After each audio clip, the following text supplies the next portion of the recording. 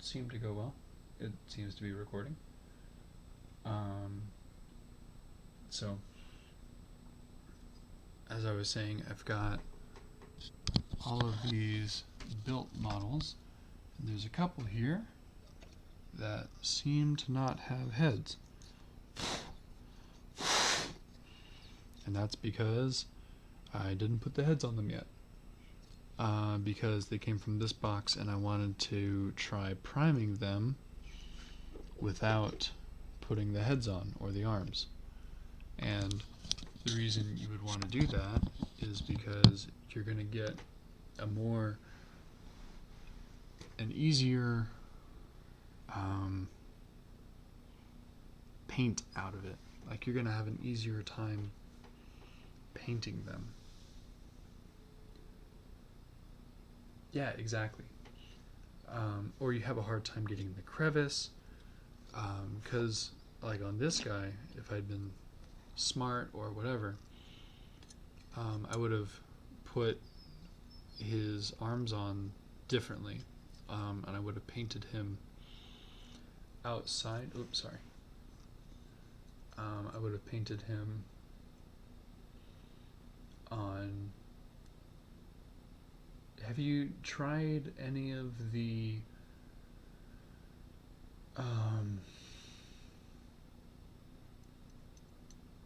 Games Workshops or any of like the Vallejo spray primers? Because I know Games Workshop gives a really decent finish with a spray primer, and it will tend. It's a much finer mist than other primers. These were primed with the Games Workshop, and these were like some of the first models I ever spray primed, and I don't know if you're going to be able to see much detail on them because I did definitely over prime them. Oh, okay. Yeah. So I use Vallejo airbrush primer because my dad actually, he was a interior design person. Yeah, so you get, from a spray perspective, you get a much finer spray than you could get from even a what's that called? Then you could get it even from a can, because you're gonna have a pretty large nozzle. But like you can see, it's maintained that detail on the that little crotch guard bit really, really well. And it started out the same color as the focus.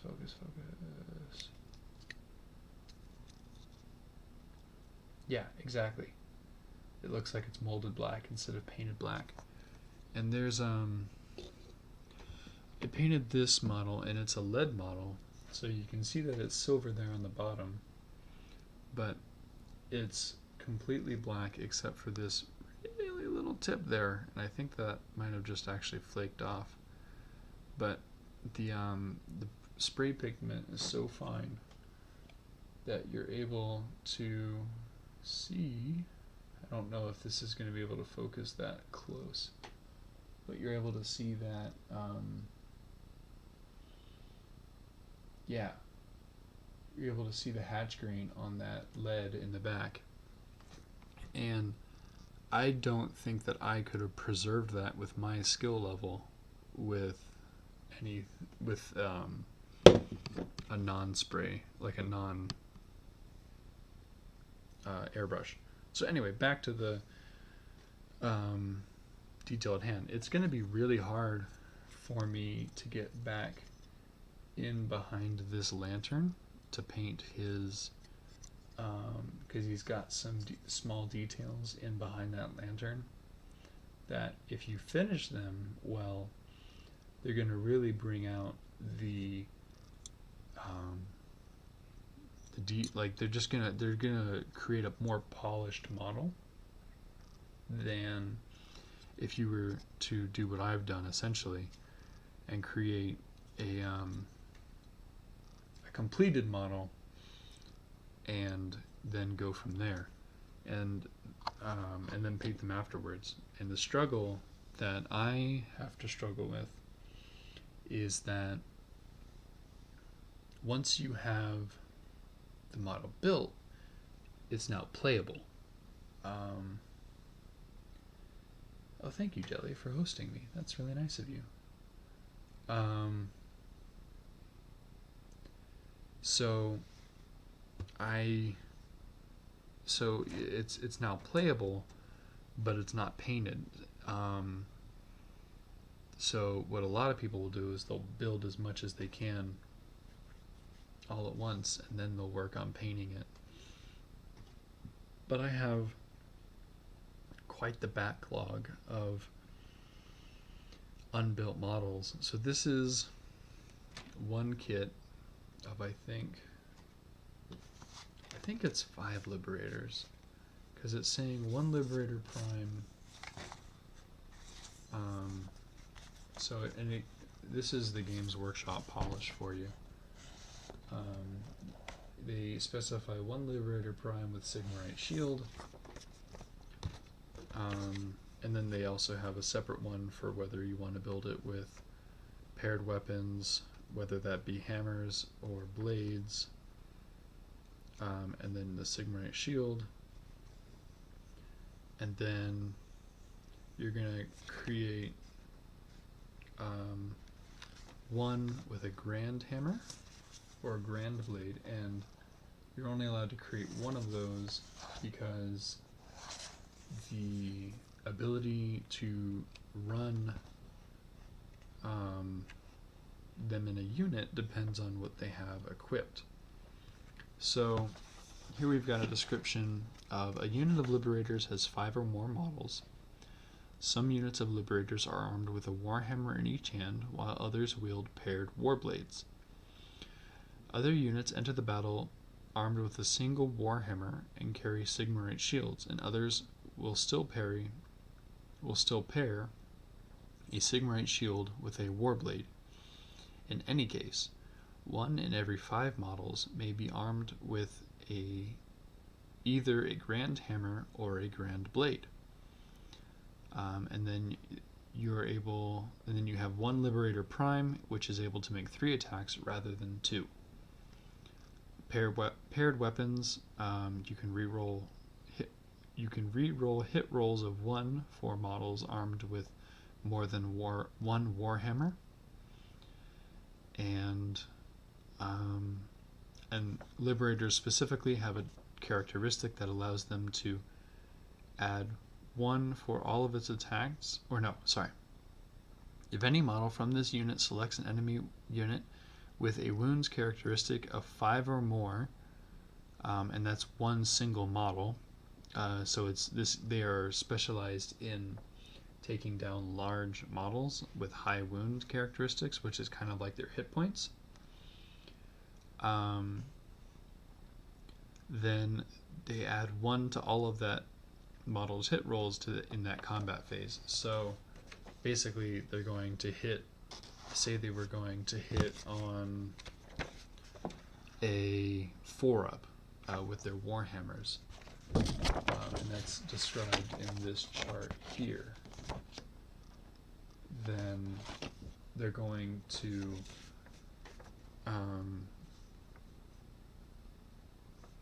hit on a 3-up instead. So you have, instead of a 1/3 chance, you now have a 50-50 chance. I think that's how that works out. Correct me if I'm wrong, Jelly.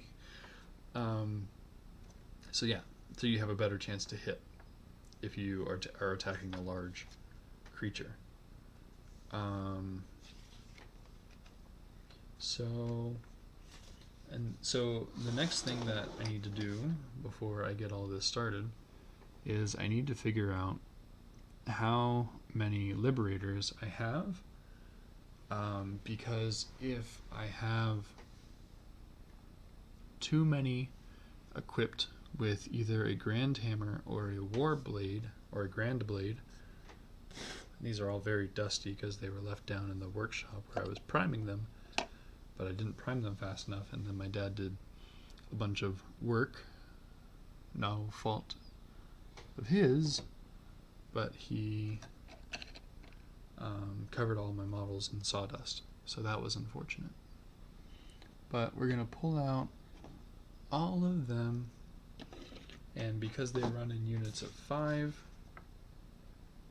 so they have to have a minimum of 5 models, and then 1 in every 5 models may be armed with a grand hammer. So for our purposes, we're going to think of them as if they are in units of 5, and we're going to figure out how to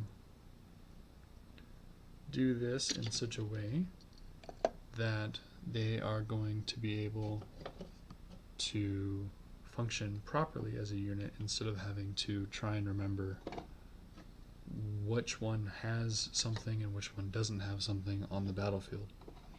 Because while most people will let you what's known as proxy units, it's much easier to have the correct, at the very least, it's much easier to have the correct types of weapons on the units per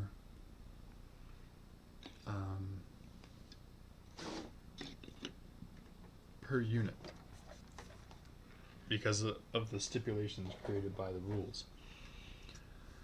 So it looks like we've got 1, 2. Here, I'll line them up for you guys. I think it's going to be on kind of an angle like that. It's going to be horizontal. So we've got 1, 2, 3, 4, 5. So that's 5. So we can move 2 of them away. We've got 1 here with a grand blade, and it's a much larger blade. It's a dual-handed weapon, and it's generally more powerful than our ones with Sigmarite shields and warhammers. Yeah, big ol' honkin' blade. And we've got, and then we're going to have our Liberator Prime, which is the leader of the unit. He's got that big old plume on the top of his head to signify that. And we're going, so that's going to be 1 unit. And while you can run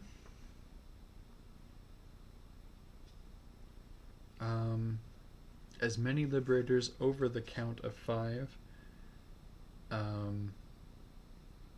as you want, only 1 in 5 may be carrying a grand blade, and then you're only allowed to have 1 Liberator Prime per unit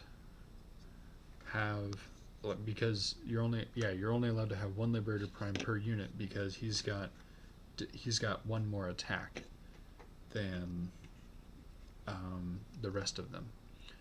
So looks like we've got another squadron or unit, and I'm currently looking in my box for that big plume on top, signifying that this is our man. Yeah, exactly. So strategically, you could think to yourself, well, I've got all of these models, and I want to have the extra attacks, the extra 1 attack from this one. So do I run a larger unit, which will have a better chance of succeeding on its so there's a something called battle shock, which when units go into battle shock after losing a certain number of models, they will flee, essentially, and you'll lose models from the, yeah, like a morale drop. So you'll lose units from the battlefield, and generally you don't want to do that. So the more leaders you have on the field, the better you're going to be able to deal with morale drops. Sorry, I'm just looking through trying to find more of these just so I can see. Oh, so this is a sequitur, and you'd be easily able to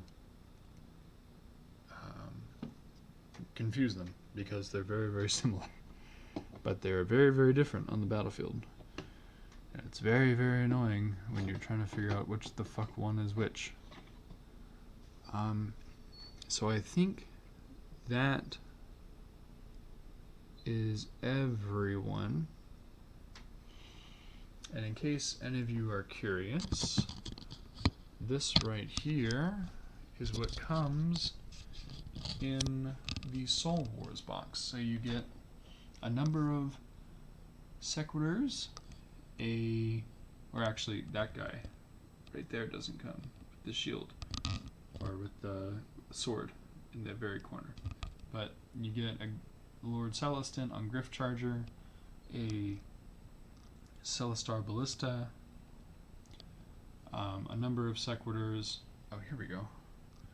Here's another one with a Grand Hammer. Get out of there. And then you get a couple Castigators, which are like mage. They shoot lightning.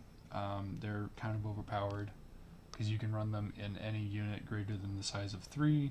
So you can have like 10 of them, and they do ridiculous amounts of damage. So yeah. So it looks like we've got 1, 2, 3, 4, 5, 6, 7, 8, 9, 10, 11, 12, 13. Okay. So that kind of gives us the option. So we've already got the maximum number of Grand Hammers that we can have in Grand Blades. So we're going to want to make probably 2 more, I'd guess. I don't know how many more we're going to get out of this set. It looks like I've already built some out of it. And perhaps I've built almost everything out of it, and I have far less to do than I thought I did, which is ultimately a good thing because I still have these 2 boxes to build over there, so that's 15 models. I'll show that to you. So I've got a box of 10 sequiturs, and then I've got a box of 5 paladins over there, which Sluggy knows what they'll look like, but I'll show them to you guys later in the video. And I have a cable in the way. So I'm gonna move that out of the way. So it looks like, and yeah, I do like the hammers on that.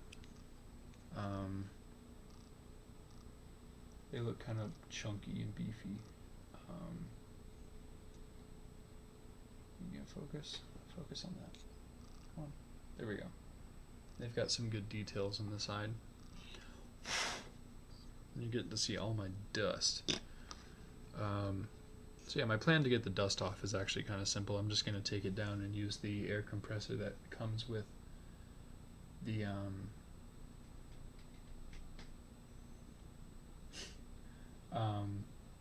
it showed me the you hosted me with 1 viewer, and then I guess whoever was on your channel decided to leave. Speaking of air compressors, I made a big ol' mistake the other day. I was cleaning off the lawnmower with a I was cleaning off the lawnmower with an air compressor, and then one of those ones where it comes from a large end and then it tapers down into a thin tip to concentrate your stream. And so I was cleaning off the lawnmower with that, and it was all going fine. And I was like, wow, you know what I should do? I should go get my keyboard, because I haven't cleaned my keyboard and blown air through it in quite some time, which there's some debate on whether you should actually do that, because you could introduce dust into the switch and you could decrease the lifespan of it. But all in all, generally went okay. I didn't have any issues with it until I realized that water was actually coming out of the end of the nozzle, and at first I thought it might have been just a weird coincidence that it was happening like that. So I finished up quickly trying to make sure that no water got on the circuit board, and this was all while it was unplugged, so that I wasn't running the risk of shorting it. But it's never good to have that kind of water get on your well, really anything, because you could, minerals from the watering, you could just corrode things. And but then I went and smelled it, and I was like, God, this smells disgusting. And it really was really disgusting.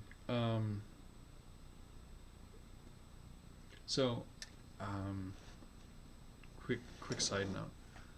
The way that I prep these is that I take a pair of General Jewelers clippers, and I take and try and get it as close to the model as possible, and I just clip, and then I'll do the same over here so you guys can watch.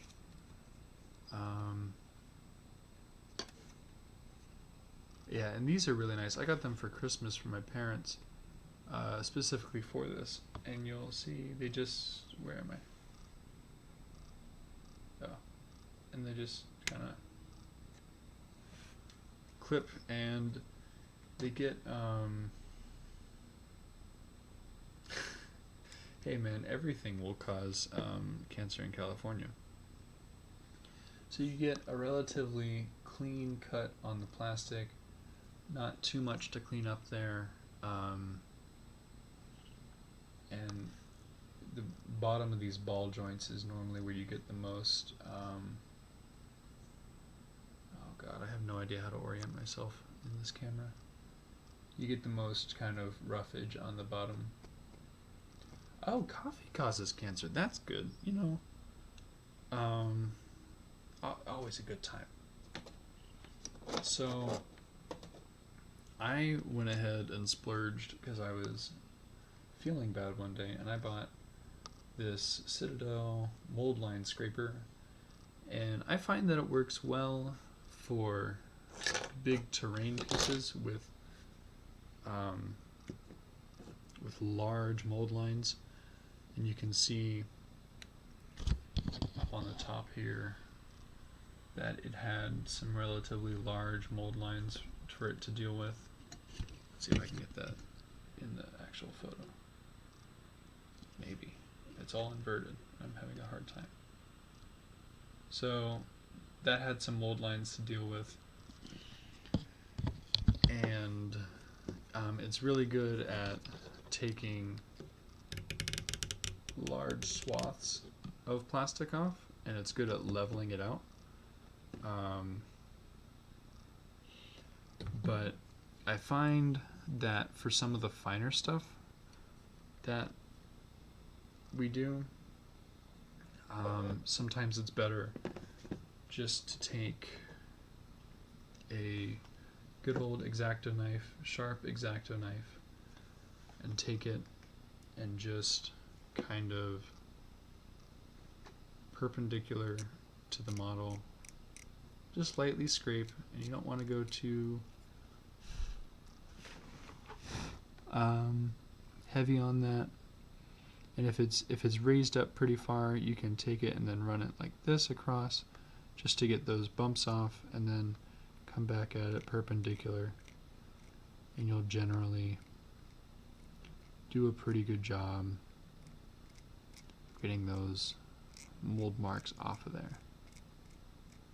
And something that I have to personally remind myself of when you're scraping mold lines is that as long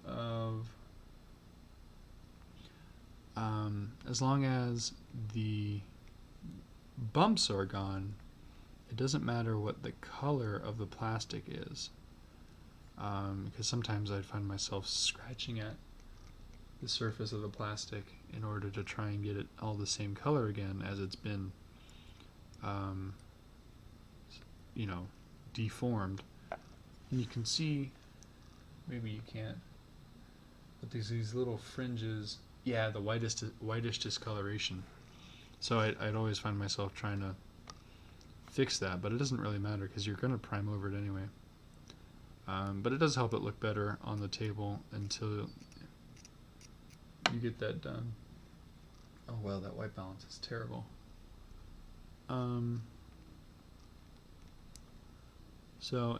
What I'm doing is I'm taking, there's these little fringes, almost like feathers on the tip of oh,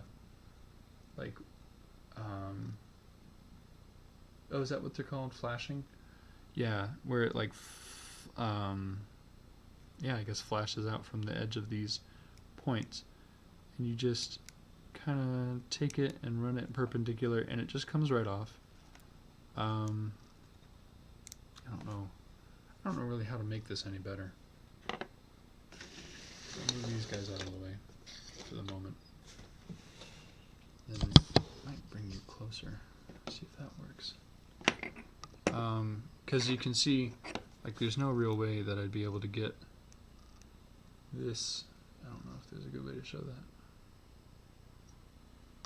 Because there's that, and then there's no real, like this, it's just too thick to try and get in there. But if I take my little tiny X-Acto knife point, I can just run along the edge there, and just take all that off. And you don't need to blow on it as often as I do, but I'm a little bit of a perfectionist when it comes to this kind of thing. It's why I have no painted miniatures, according to my therapist. And so there's very few mold lines on this piece, because what they've done is they run the mold line up this up the center here and around the top of the head, because it was oriented like this in the sprue. So what we can kind of do, and you don't even need to do this, I just like to, we just take those mold lines right off the side of that ball joint there, and we're gonna, then we can come parallel to the bottom of it, just kind of nick that little high point off, and then we're gonna just lightly scrape that bottom side, because we don't want to remove too much, because if we remove too much, it's going to allow super glue or plastic glue to sit in there and not cure as fast. But that looks good. So, sorry. We want to make sure that this surface inside, yeah, absolutely. I'd gladly show Rob all this. I mean, I've got so many models here to do, and I've got so much content that I could produce if I wanted to.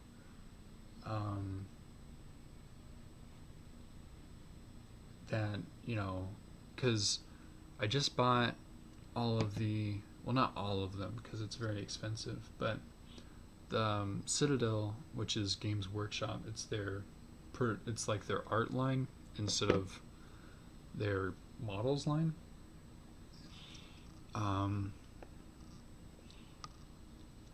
They produced this contrast paint, and what it does is it's like a wash, and it sits in the crevices, but then it also highlights. So it's basically like a wash, a highlight, and a base coat all at the same time, is the way it was described to me. And I have seen some of the results, and I think a friend of mine did the wood on these legs in the contrast paint, and it shows up better in person. But especially these back bits, there's just a lot of depth to them, and more than you would expect from one coat of paint, because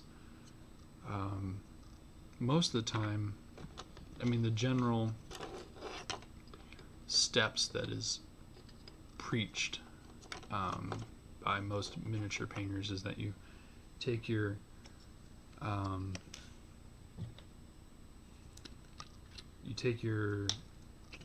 base, you take your model and you prime it first. You always need to prime it, because otherwise you're not going to stick.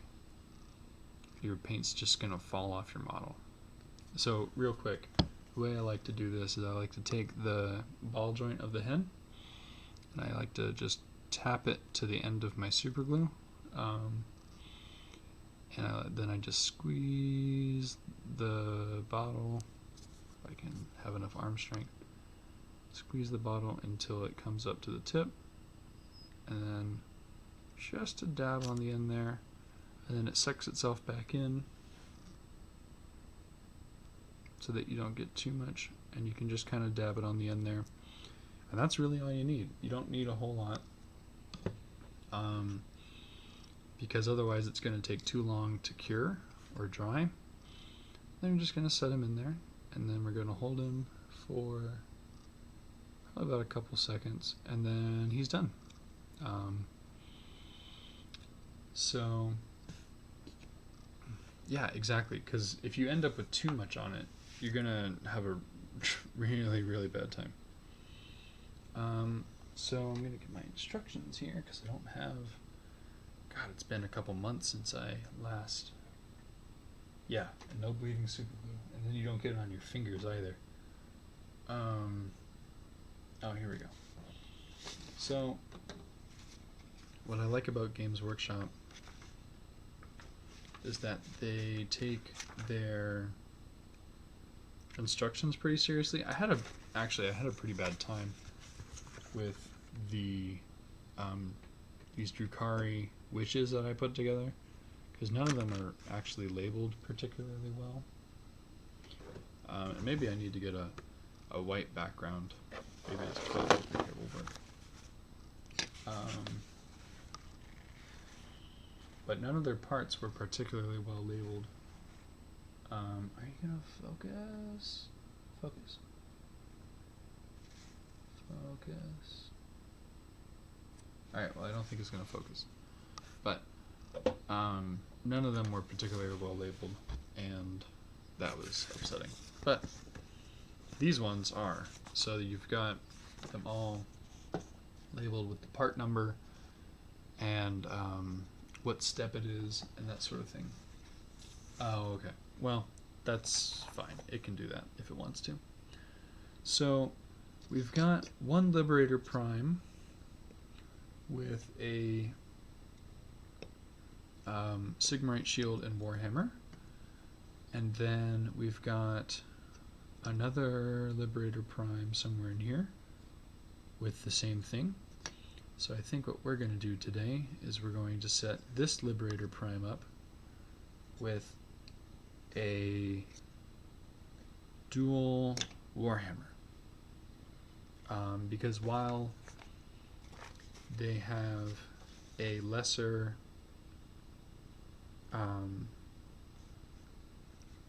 they have a worse to hit roll, they've got a better to wound roll. So if you manage to hit them, you have a higher chance of actually wounding them. So I think that's what we're going to do today. And we're going to grab some arms off of the sprue. So we need to grab arm 30. We've got 31. Oh, I've already removed 30. Okay. I'm not very good at following instructions, apparently. Arm 15. And really, the arms are kind of loose suggestions. Because there are people out there doing crazy things with Warhammer kits where they're just kit bashing to hell and back. They'll take just a crazy amount of like there's one that I saw on the Kill Team subreddit where a man or a woman, I don't know, took, and so we're going to set it there and then just clip and clip, making sure not to get any of the fine pieces on here away from the model, because we don't want to lose that detail that we paid for. So we got a 30 arm and a 17 arm. I don't think the 17s are on this sprue. Let's see. And to me, this is kind of the fun part of it all, is hunting and pecking through all the different sprues and through all the different weapons and that sort of thing. Because it's kind of, it's a time sink. And when you've got, well, I don't say nothing else to do, I've got lots to do, but this is one of the things I have to do. It's a good use of time, I think.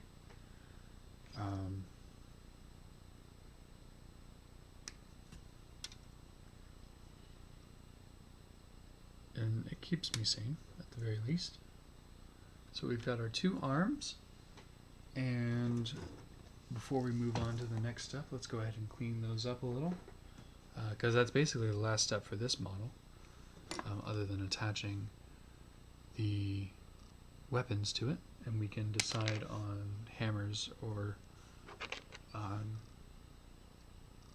yeah, exactly. And I'm sorry that I don't have any music. I haven't figured out how to set that up on this computer yet. Maybe Sluggy can give me some help in that department. So I'm just taking it and just lightly running it across the surface there to get a nice smooth finish. And then we're gonna run it back across the top of it to smooth it out a little.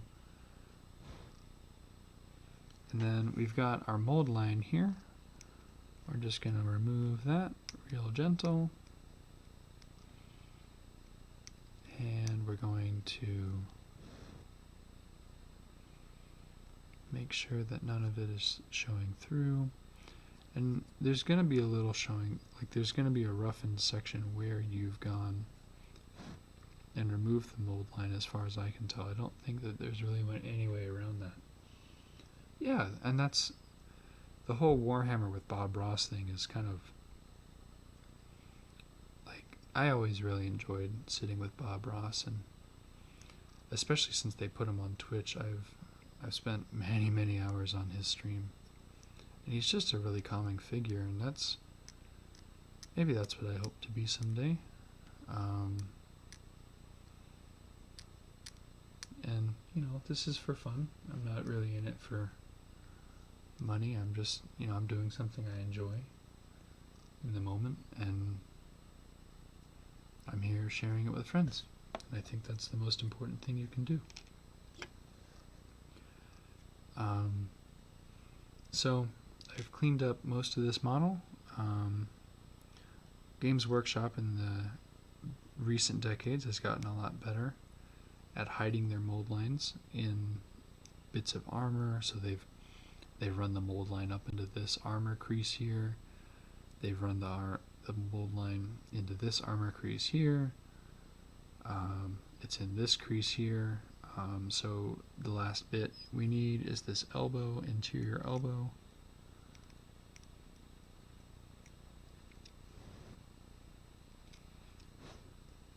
And then that's it for that one. So we're going to move on to the next arm. And, you know, I've seen methodologies where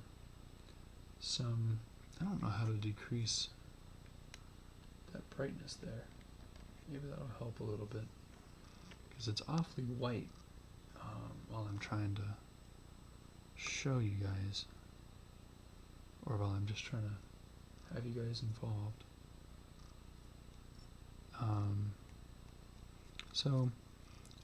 Now that we've removed the high points, we can come back and just scrape along that surface. And you don't necessarily always have to be completely perpendicular. Sometimes it's better to have a little bit of a shallower angle to get a smoother finish to it.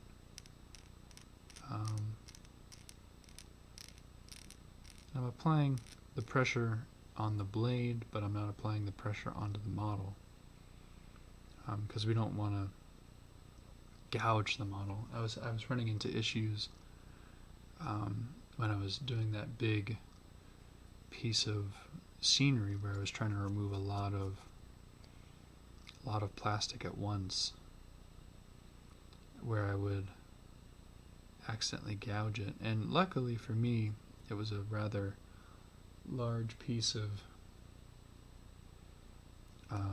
scenery that was ancient and derelict, but it still felt bad to, you know, gouge this piece of scenery that someone put time to model and bring to life for you, and you're not taking the time and putting the effort in to make it what it could be.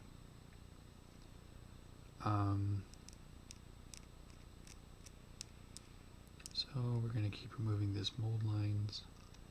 So that's why I bought the mold line scraper by Citadel. You know, a lot of people like to bash that particular piece because it's nothing more than a piece of right angle steel. But, you know, they're a business and they have to make money. And I don't have to support them necessarily. I don't have to do anything. But I like the products that they produce, and I think it's a reasonable thing to support them on, especially considering it fulfilled a need. Yeah, exactly. So, kind of the same theory about putting super glue on this. I'm going to touch it to the side here. I'm going to kind of form a surface with it, and then I'm going to press the glue into the tip. It's just going to flow over a little bit. Then we're going to kind of almost paint that on there. And then you've got a nice sheen gloss there.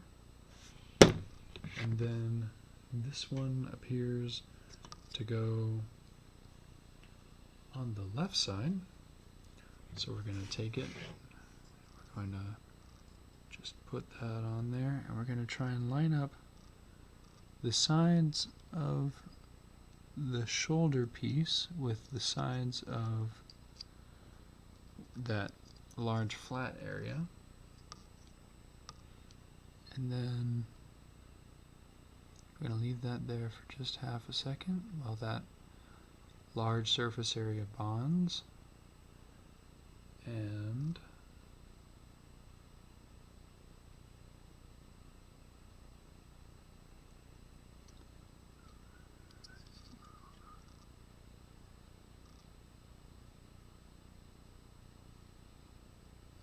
yeah, so this is what I'm using, and this is actually from, someone in the chat, Sluggy, asked, or didn't ask, but she said that her super glue always dries out, and I certainly get a large amount of dry super glue on this tip here. But I've had this for probably a couple months now, and I've even left it out overnight and that kind of stuff. But in general, as long as I put this cap on, it's gonna be. I haven't had any issues with it in my usage, and I think that's kind of standard for the brand. I think it's definitely more expensive. I have a. Oh, this isn't super glue. Well, I guess I don't have any other brands of super glue. I thought I had a bit of crazy glue over there or something like that. Or I bought a bottle of Army Painter super glue or something like that. But it's... Oh, yeah, epoxy style. No, I wouldn't use epoxy at all, because as soon as air gets in on the epoxy, it's going to oxidize and cure. Which is similar to what this does. But this is, I mean, it's super glue. It's cyanoacrylate.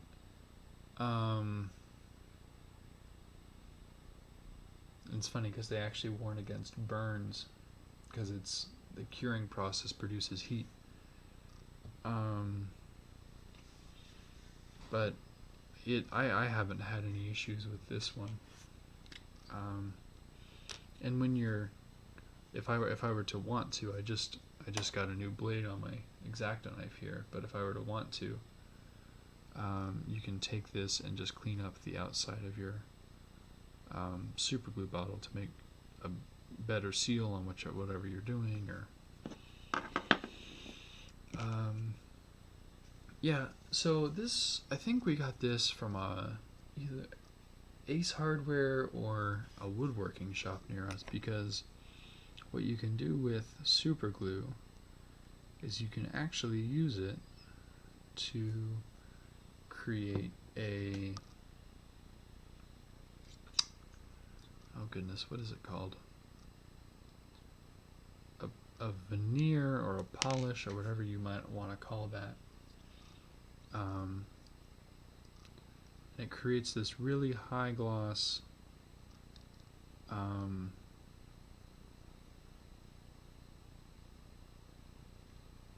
guess finish on the wood. And the way that you apply it is you apply just the smallest amount to your and I can send you a photo later, Felicia, of the bottle. But you apply it like a really, really, really small amount to like a cloth or something, and then you spin up your lathe, and you then just wipe it across, and it just creates these micro thin layers of super glue with that. Yeah, that's interesting. And you have to do it, you have to make the layers quite a few times, otherwise it won't work. But it's definitely an interesting, my dad uses it for, because he'll make people, he's made some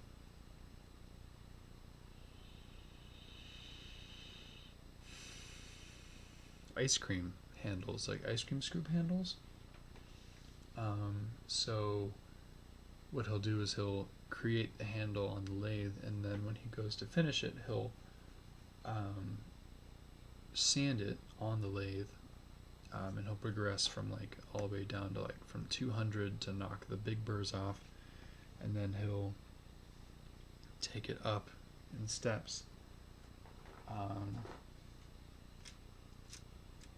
So that he can get not like a satin finish, because you don't actually want to go super high, on it, because if you go too high with the process, you're actually going to seal the grain on the wood. Yeah, exactly. It because there's actually micro amounts of silica in the wood, and if you go too high on your sandpaper, it's going to essentially seal the wood and make it impermeable for the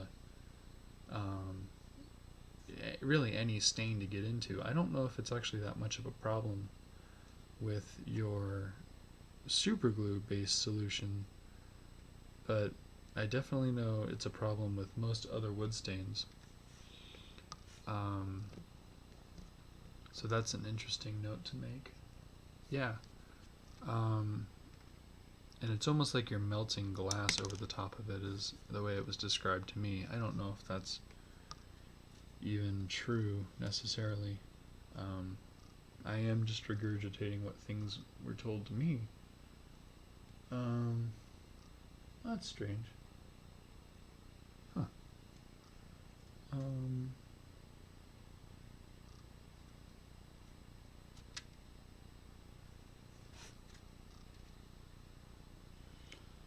I have that Fleetwood Mac song, Chains, stuck in my head, but I only know like that one itty bitty bit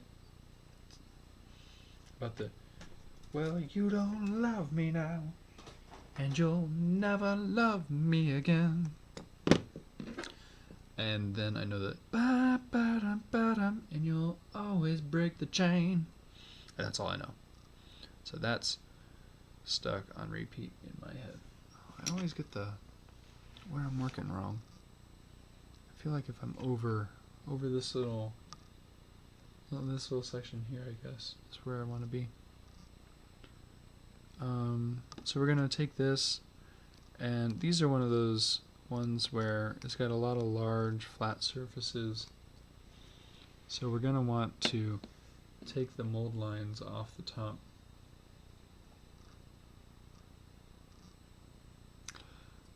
What? I'm not sure why you'd want to recall earworms. I don't like earworms at all. Oh. Are earworms just that kind of... Oh, it's like the phenomenon of getting a song stuck in your head. Oh, okay. Okay, I've never heard that before. That's clever.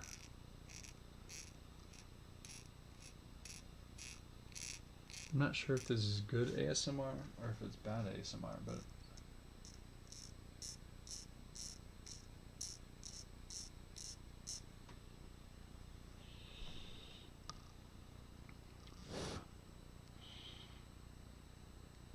But we just want to create a nice flat surface. Oh, there you go. That's interesting. I've never heard that. And then create a flat surface over here. It's unfortunate that my hands are so big that they get in the way. Really, the best way to do this would just be to like attach it to my forehead and then show you all what I'm doing. Like that. I bet I could do that. I think that's possible. Maybe on the next stream I'll try and do that. Or just fucking hold it in my mouth.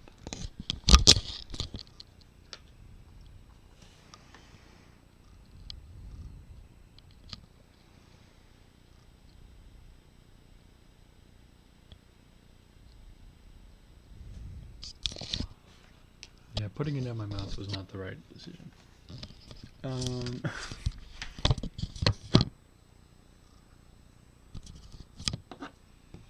Yeah, the little round bit's fine. Because it's just a small little raised bit. Yeah, I was drooling a little bit. And I can't talk. And what kind of Bob Ross stream would this be?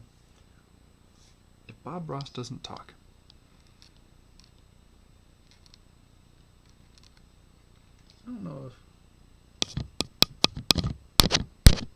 No, it is coming from there. Well, that's interesting. I thought I had it set to come in from my computer, but I guess it is coming from the microphone on this camera. Well, you guys just got to go inside my mouth, so congrats.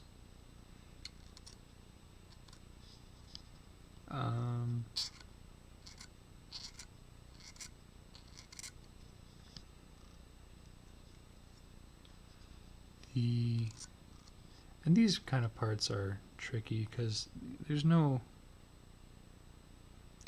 perfection in this. There's going to be little bits everywhere that are either not what you want, and that's okay. But as long as you try your best and as long as they make you happy, that's what this is for. It's not for perfection. That's something I struggle with every day, because I'll try and achieve perfection, and then I obviously don't get there, and then I won't try at all, and it's not a productive way to be, because as long as you try, you do your best, the end outcome doesn't really matter as much.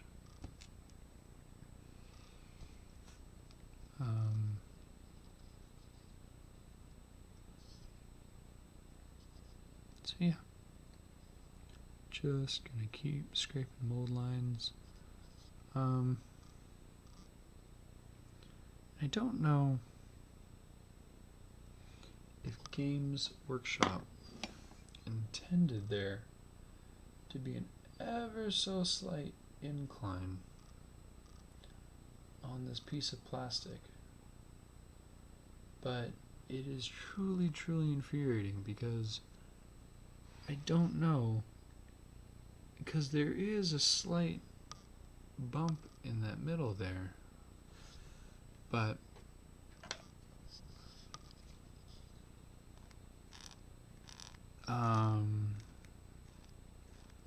when you're scraping the mold line, you take that bump off, and I can never tell if it's intended to be taken off and the flat surface is the end goal or what, but I end up taking off a rather large portion of it, and I can never tell.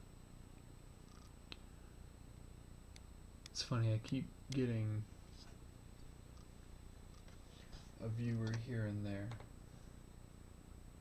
and I don't, is there any way to see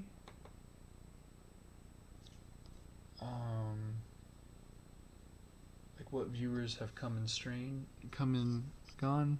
I don't think so. I am under Warhammer. I don't know if I'm supposed to be under Warhammer, because I'm not actually playing Warhammer, but I am building models, I guess. Let's see if I can go here and I edit your stream title. Models. Yeah, I do have it set to building.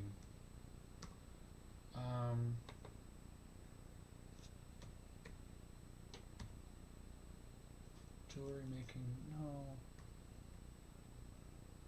And then all the art,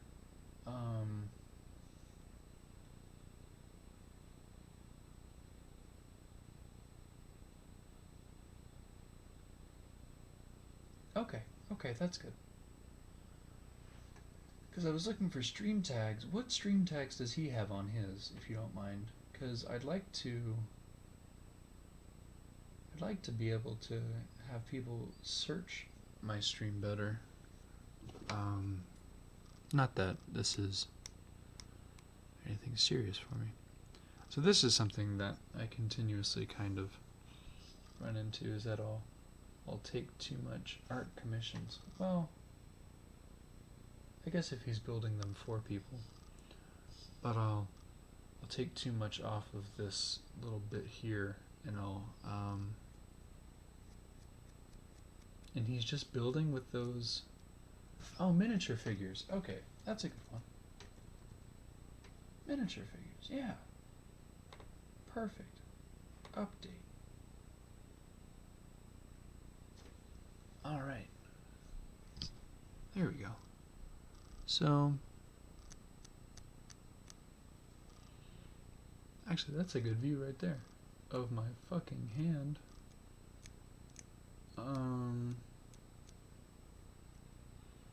So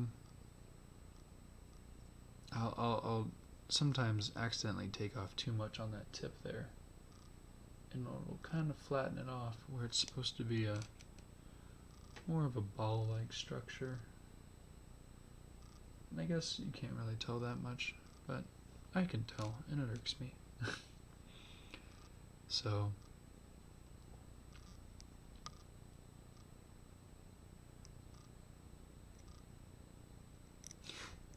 yeah, I could definitely upload this. I don't know really what to call it, and I feel like there's so much dead time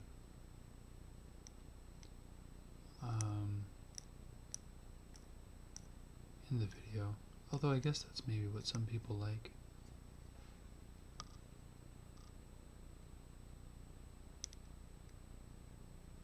Okay. Dead time is fine, she says.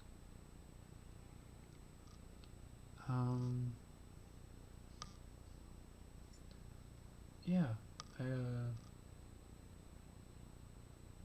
definitely do that. I think I might change my stream name because I don't know if Utterly Mad is really what we want as a community, if this is going to grow.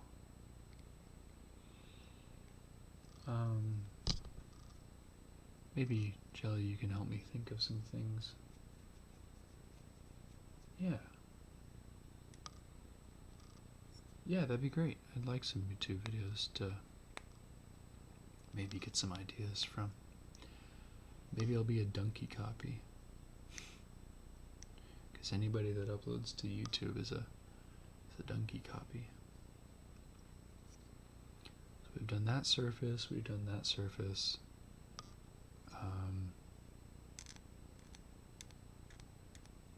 And now we've done that surface. Oh, I think I forgot these undersides here on both of them.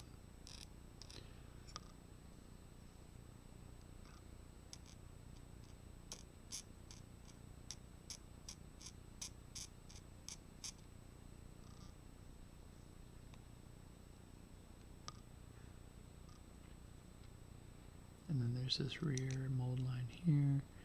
And you gotta always be careful on these rear ones to not remove those little tiny balls.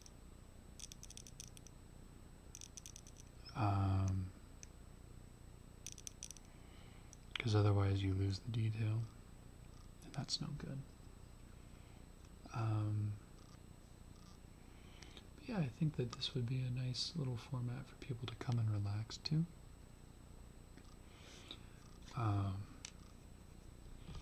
And then, so we're going to, now that those are kind of done, I think I got, oh no, I didn't get these ones. Just gonna come through, clean that up a little bit.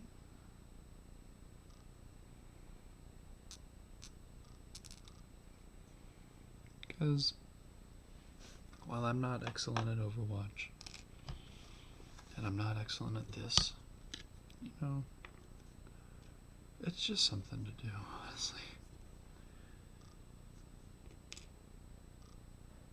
Got a little bit of dry there. So we're gonna kind of do the same method here. Just gonna put that into there. And just get a little bit in there. And just kind of paint it around. And it does goop up the end of your thing, your stick there, applicator. And so they've got this little ball joint that kind of fits into the end of this arm here. And of course it's focusing on my fingers. There we go. Then we're just going to use that to orient it, and then we're going to place it on the end there.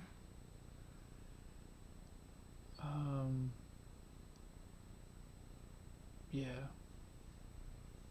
because, I mean,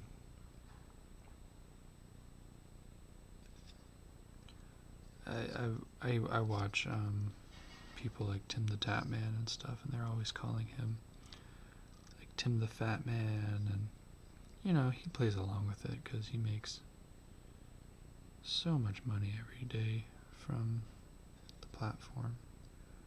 Really struggling with this. There we go. I think that'll be good. It's right there. And you can see how well the hand blends into that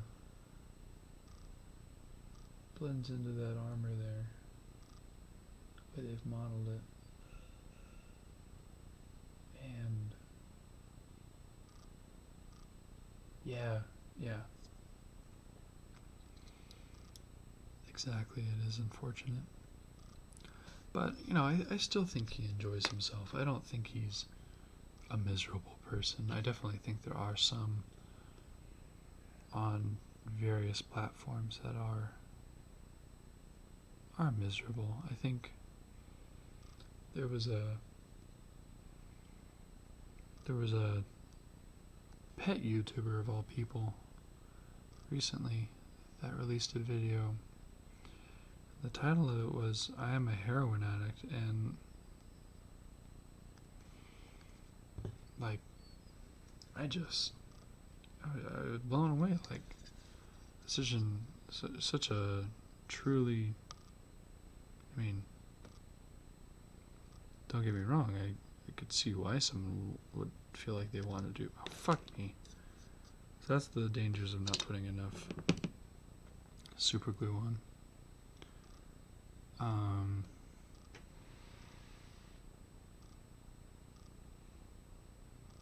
I feel like they need to do heroin, but I think in the end, there's really no, like, it's a choice.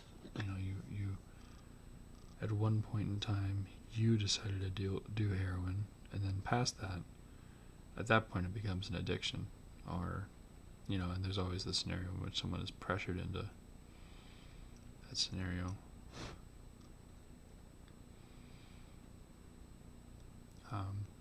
Because I don't think everything's always a choice. But I definitely think it's more of a choice than some people think. And then in certain instances, I think it's less of a choice than some people think. Yeah. So I'm going to put a little more super glue than I did last time, just to try and really cement it on there, because sometimes you don't put enough and it just doesn't cure properly. So we're going to give this another try. And I think I'm going to actually try and maneuver his shoulder plate more forward so that it's more in the upright position, because I think the end goal is to try and get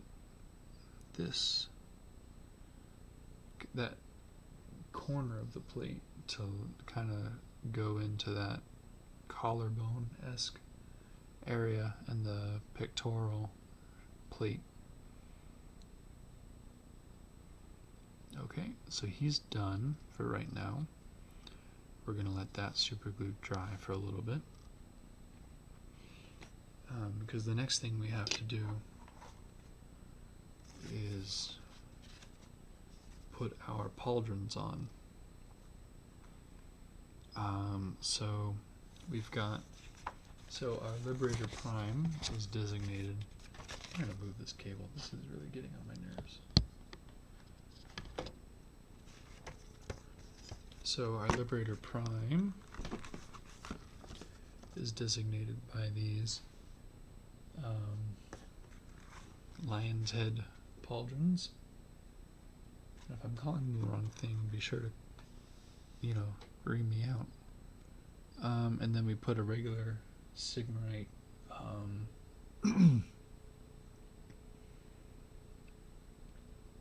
pauldron on that one. And at that point he's done. And I think I might just do that now because he's pretty stable at this point.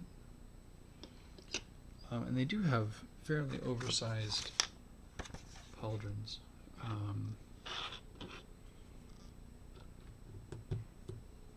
That go on them. And you can see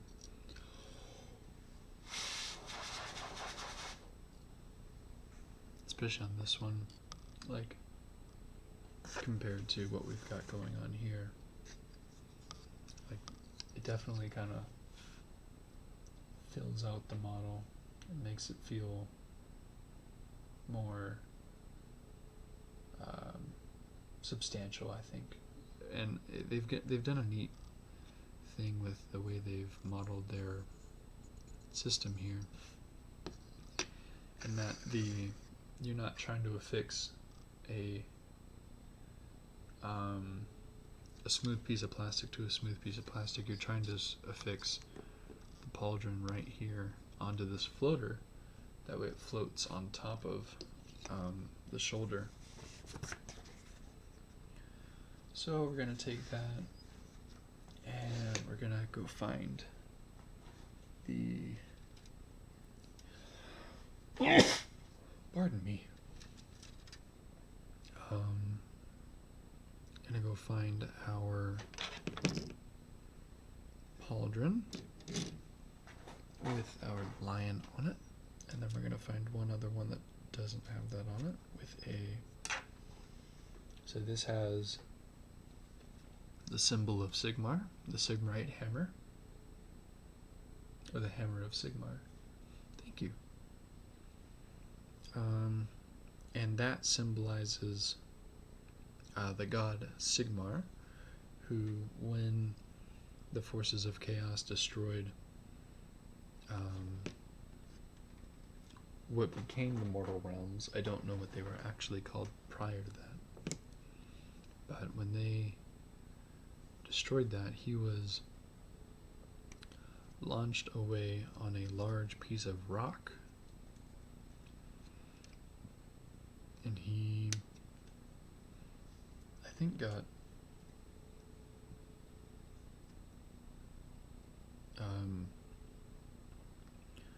thrown to like some space dragon or something like that, and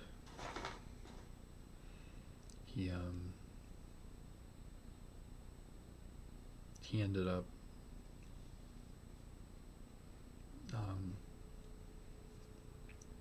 surviving until the cows came home, essentially, and everything reformed. Where is that last dang pauldron?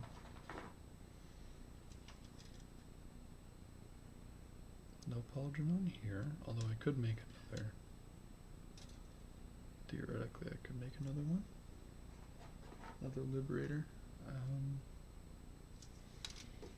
See, the issue is I'm just out of, like, the body parts. Like, I have enough arms and I have enough heads and that sort of thing, but I'm out of body parts. That's... so I can't make any more. Oh, is this it here?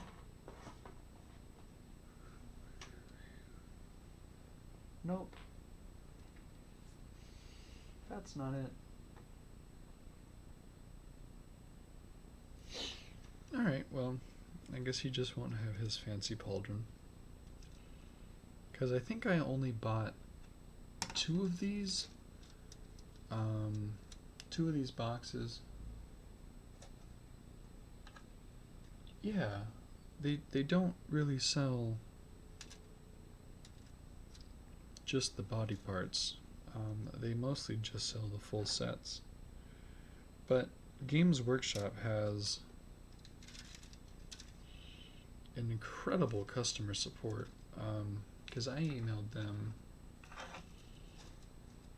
No, you can't really buy used either, especially from game stores. Game stores don't really have the time or resources to devote to that.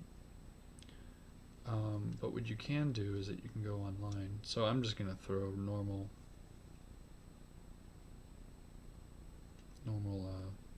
pauldron on here and say the hell with it.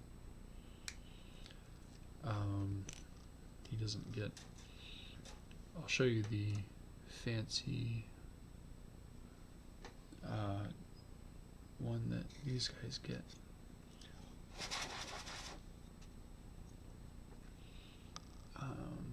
They get a nice little guy there. You want to know the story behind this dot on my thumb? I gave myself a tattoo when I was in, I think, 9th or 10th grade. And I was using proper tattoo ink that I had gotten from a friend of mine. And so mine still hasn't faded, but his has, because he did his with just, I think it was pen ink, honestly, which is not good for you.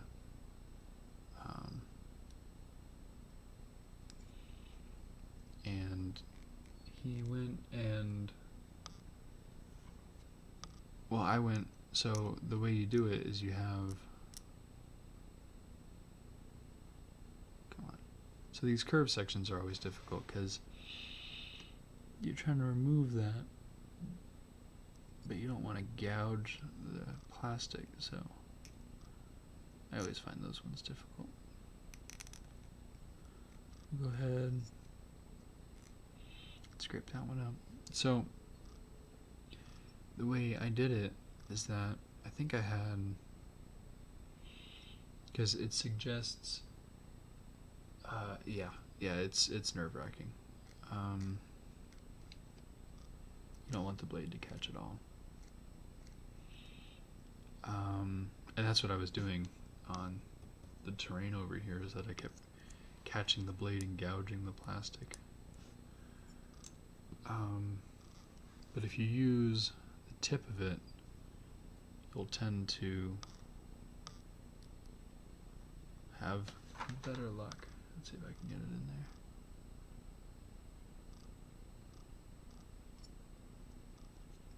And it takes practice to get the control to not just ruin it.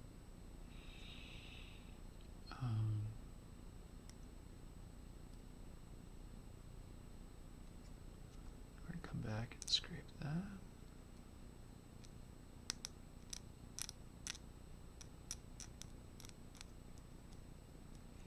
So I had the needle.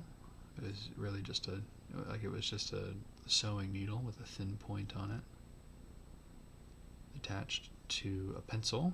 So you shove, say this is the eraser end of the pencil, you put the needle down inside of that little ring of aluminum, and then you use something to hold it in place and steady it. And I used a rubber band because I didn't know that you were supposed to use a piece of thread to hold the ink near the needle. And when I was taking it apart, I was pulling on the needle and the, what is it called? And the pencil away from each other, the rubber band. And my hand let go because my hands were sweaty from the pain of giving myself a tattoo, essentially. And it snapped into my thumb. And that's why I will forever have a little blue dot on the end of my thumb. So, yeah. Don't do that, kids. So we're going to, so the Sigma right hammer goes on the right hand shoulder. So what I like to do is I like to take this and just kind of lightly lay some super glue around this outside here, and it's okay if you have a lot in that middle section there, because it's not going to really ever contact any plastic because it's a depression. So and then we're just going to take this, and I think the most important part about this is getting it lined up in the front, so I'm going to turn it around to me. I'm going to line that up there so that, like I was talking about earlier, that lines up into that clavicle area. We're going to hold it there for a while and see if there's enough super glue to grab onto that. It doesn't look like there is, because it's just grabbing that little area there. And these, I've had a lot of trouble with these, so what you can end up doing is you can take it and just kind of bend it. It might discolor the plastic a little, but it's generally pretty okay. And that just gives you a little more room to lay it down flat on that piece there. And get a little more surface area. But it still doesn't look like it's wanting to go. So plan B is to just kind of take your super glue, just kind of paint the inside here. You don't want too much. You can put a lot down at the beginning and then paint with it. But you don't want to have too much, otherwise it's going to take forever to dry and you're going to be sitting here forever. So we're going to let that sit for a little bit, and that's already grabbing, which is good. And you can see the nice way that just kind of sits into that clavicle area there, and it kind of points down into that pectoral plating. That's grabbed hold nicely. That's nice. And because I don't feel like dealing with it, we're going to already pre-stretch this one. One might even say that we're getting the pauldron stretcher. Any Game of Thrones fans out there? And then we're gonna go ahead and paint the inside here. Oh, that's a little much. So you can blow that out, and then go ahead and grab some back into there like a syringe or a dropper. Then once that's nice and coated, I'm gonna try and not get it on us. We're gonna slip it in under that helmet. Would have been probably a good idea to wait until after I put these on to put the helmet in, but I forgot. It's been a while since I've done this. We're gonna hold it there like that,